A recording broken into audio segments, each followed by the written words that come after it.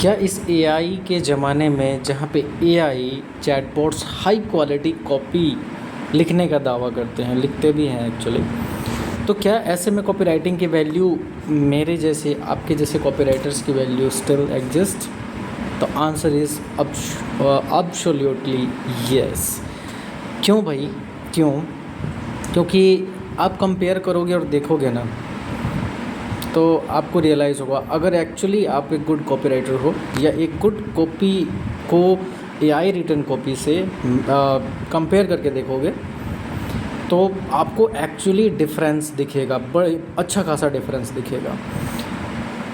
ये मैं कैसे बोल रहा हूँ कि मेरे कम्युनिटी में कुछ मेंबर्स हैं और एक पोस्ट मैंने देखा, मतलब एक नहीं बल्कि मल्टीपल पोस्ट देखता हूँ और उनकी कॉपीज़ देखता हूँ यार, सेम चीज़ है और उसको इस तरीके से प्रेजेंट किया जाता है through the words, power of words, using a specific kind of words in specific sequence. वो एक ऐसा इम्पैक्ट क्रिएट करता है ना, मैं देख के दंग रह जाता हूँ।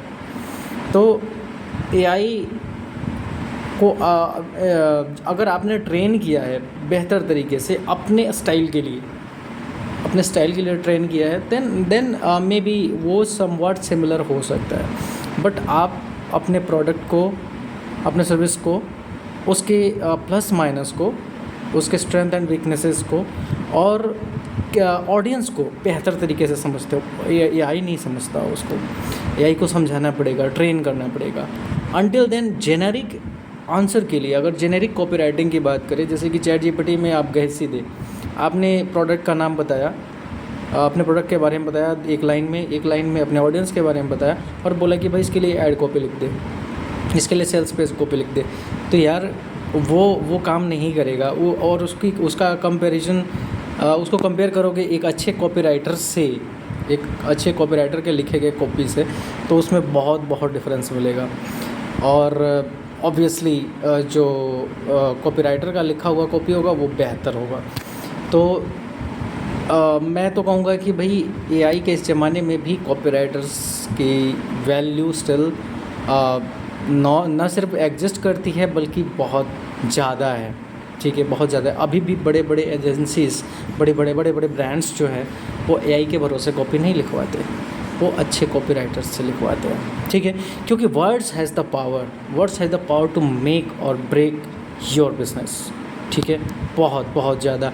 और इसीलिए कहा गया है मार्केटिंग में कि जब आपने अपना हेडलाइन लिखा, चाहे वो ऐड कॉपी का हेडलाइन है, चाहे आपके सेल्स पेज का हेडलाइन है, स्पेसिफिकली सेल्स पेज की बात की जाती है, तो जैसे ही आपने हेडलाइन लिखा, it means you have already spent 80% of your ad budget. समझ रहे हो कितना पावरफुल स्टेटमेंट है और कितनी वैल्यू यहाँ पे कितना एम्फेसाइज़ किया गया है हेडलाइन को।